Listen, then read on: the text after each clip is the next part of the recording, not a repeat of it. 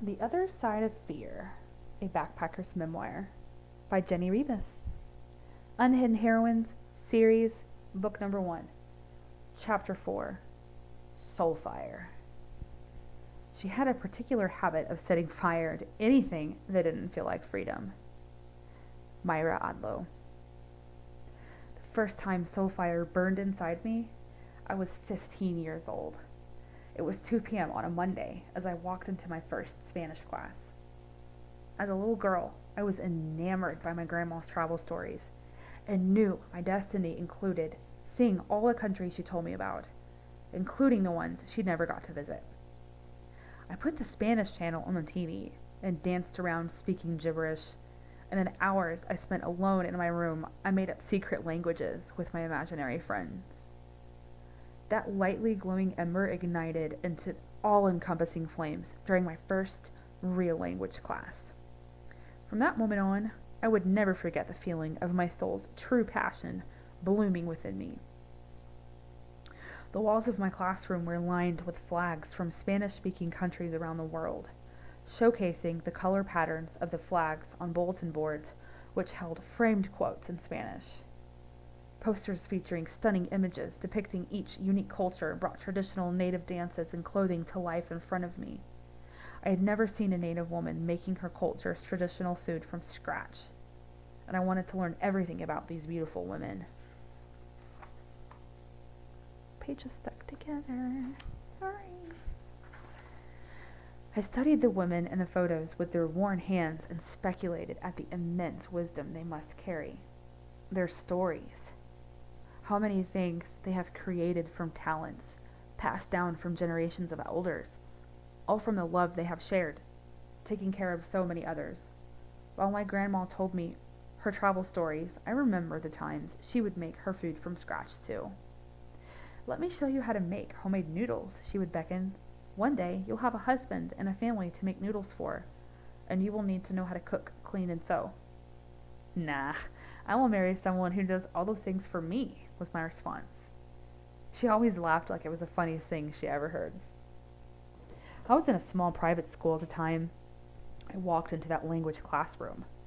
My parents transferred me there when I had had a mysterious psychotic breakdown during my 8th grade year, one that led me to my first suicide attempt, which landed me in a mental hospital before being sent to live with my grandparents in another state for the remainder of the school year. When I came back from there, they announced that they had enrolled me in a private Christian school so that I could be more closely monitored and have a change of scenery. I found religion while attending school there, which helped me in that time of my life. It was a place I could hide. It provided me with a shield to protect myself from the wars waging around me, and it helped me focus my mind on something other than the pain I carried inside. That shield helped protect me when my dad left, right after I started the new school. He'd been gone on business for a few days, but hadn't been in contact with anyone. My mom was worried sick something had happened to him. But suddenly, one day, his silver Impala showed up in the driveway. He told my brother and me his news over ice cream at Sonic. He didn't love our mom anymore and didn't want a family anymore.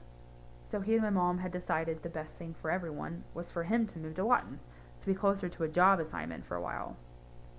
And just like that, he dropped us off back home and drove away with his suitcases in the back seat. I found out, however, when I answered the phone that was ringing off the hook, that my mom was not a part of this decision. There had been no conversation about it. In fact, it was me who told my mom that Dad had ghosted us. When my father came back from my brother, religion shielded me from the screaming match on the front lawn. My brother watched from the back seat of the car, while I stood alone on the front doorstep and our eyes remained locked until my dad's Impala turned the corner. My mom worked a low-paying part-time job at the church, and it wasn't long before our utilities got cut off. My mom did the best she could do with the paycheck she had, and we learned how to stretch cheap meals as far as possible. A couple at our church happened to be looking for part-time employees to staff their barbecue truck, so it was the perfect time for me to snag my first after-school job. It was just a few months before my 16th birthday. Every day after school, I raced home, changed clothes, raced back to work, and closed down the restaurant by 9 before I headed home to start my homework. As anyone who's been involved in the American education system knows, it's during this time in an adolescent's life when the school expects students to begin choosing a career path. For me, those career decisions were looming. What did I want to do with my life? What did I want to study? I never felt like I was smart. My brother was the smart kid, always in advanced math and science classes, always recognized for his grades. I was never interested in school until I found Spanish, but I didn't want to teach it. I wanted to learn languages while I traveled, but there was no career path with that included. How was I supposed to know what I wanted to do if I'd never been out in the world? Why did I have to sit behind a desk as a slave to a system I didn't feel passionate about to chase a paycheck, hoping one day I could buy myself the freedom to do what I really wanted? If we as humans were meant to stay in one place forever, wouldn't we have roots instead of feet? My grandma announced she'd take my brother, who was a grade below me, and I on a trip to celebrate our graduation, and encouraged us to agree on a place we could both be happy. I only wanted to be as immersed as possible in Spanish, all day, every day, with a new culture I could explore, and my brother wanted to lie on a beach. My grandma decided that spending a week on the island of Cozumel, Mexico, was what everyone needed. That trip changed the course of my life, and I knew it would be the moment we stepped out of the airport and arrived at our hotel. The island people were beautiful. I was enchanted. I hadn't yet ever experienced speaking with anyone in their native language. While we were there, I made friends with a lady named Flor, who sold pottery from a cart by the hotel pool, sitting on her stool for hours every day in the sun, which chatted for hours in Spanish, and she would take me with her to places in her neighborhood so that I could see what life was like for the locals away from the world of tourism. By the end of the week, Flor and I were friends, and she asked me for my email address, which helped her introduce me to her son, who was my age. Of course, I was ecstatic about the opportunity to make a real friend from the island, but also to have a native Spanish speaker with whom to practice my language skills once I got back to the States. I tried to reason with my grandma about why I should stay. Her answer was no. My rebuttal went something like, how could anyone sacrifice their whole life doing something that didn't feel this good and put off this good feeling for decades? Why should I have to wait to experience these dreams until my 65th birthday? What if I wasn't guaranteed life until that age? What if I only had a year or two left to live my life? Why did I have to suffer something I didn't like in order to feel worthy of doing something I did like? Why couldn't I live my happiest life while my body was young and my soul vibrant? Why did I have to do things the way other people did them? Surprisingly, she remained unmoved. After boarding our plane, my stomach sunk further and further into a hole as we traveled back home, back to the mundane routine of sitting in classrooms and being pressured about life decisions I needed to make for my future. Or, perhaps, I needed to choose which color of jail cell I wanted to walk into and stay for the next 40 years. The way I felt that week I was on the island, that is what I wanted to do with my life forever. However, I thought maybe I should give the approved path, the one my parents, teachers, and friends all talked about, a shot. So when I graduated high school, I enrolled in basic college classes and worked 2 jobs. I worked every position possible and was happy to pick up as many shifts as I could whenever they became available. I knew paying for college would be my responsibility since I wouldn't have financial aid, so I worked as many shifts as I could to save for my tuition and books. I made it through one fall semester with impeccable grades and a more positive experience than I expected as a college student. But it felt like I was in prison. One day, right after having taken finals for that first semester, I was browsing the classes that had opened for spring enrollment when I heard this cry in me so strongly, I don't want to do that. I listened. What do you want? I asked myself. I wanted to know what life would be like, to live in Cozumel for a while. I wanted to live there and work just as the local people did, to have friendships, a nightlife, dance to Latino music, and eat authentic Mexican food. I wanted to live simply, and more than anything, I wanted to listen to and speak Spanish all day, every day. Lalo, Flora's son from Cozumel, and I had kept in touch ever since I had left months before. He had gotten to know each other fairly well through chatting online several times a week. I decided I would not enroll in spring classes. I would work like crazy to save money to go live on the island. And I wouldn't tell anyone except for Lalo my secret plan. I continued to pick up shifts at the restaurant and also got a job at the local Albertsons grocery store, where I rotated between working the customer service counter and stocking shelves. I was tired a lot from working so many hours, but then I would connect to the Soulfire that burned in me whenever I thought about stepping into my true passion in just a few short months. I was then immediately energized. My first one-way ticket across borders alone was when I was 19, when I stepped out of the airport onto the humid island air of Cozumel. I was going back through a door I had left open, going back to harvest seeds I had planted before. I stayed with Lalo and his family on the outskirts of town, sharing a one-room house made from cinder blocks with 5 other people. At night, we hung hammocks at angles across the room to accommodate space for everyone, and in the morning we put the hammocks away. However, Lalo and I would often go lay on the rooftop, under the starry island sky until the hot sun touched our faces to wake us the next morning. The rooftop was also where we hung wet laundry, and I can still breathe in the smell of that Mexican laundry soap that always smelled like home to me. I was fearless and fierce, a fair match for the wind that blew off the ocean and tasseled my long, braided hair behind me when I rode on the back of a speeding motorcycle, flying down a highway which ran along the coast. I knew I'd found a happiness to claim as my own for the rest of my life. This happiness fit my true self like a tailored glove fits the hand it's made for. I looked everywhere for a job there, but much to my dismay, I discovered I couldn't get a job without a work visa, which I had not considered before leaving the States. When I realized I wouldn't be able to bring in money, I decided it was time to live my life to the max and explore as much as possible with Lalo before I had to leave. Lalo and I went as hard as possible, adventuring while we could. He and his family took me to private beaches, only the locals knew, where we caught fresh fish and grilled it over campfire on the beach.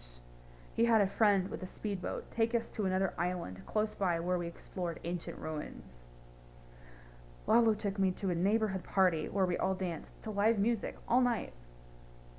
We took the ferry for a 45-minute bus ride across to the mainland, where we explored more ruins and hidden places. We shot pool in every bar where locals play on the island. And then we got our first tattoos together, which were matching palm trees with sunsets around them and a small circle design in the middle of our right thighs. His mom cooked us homemade dinners from scratch several times while I stayed with them.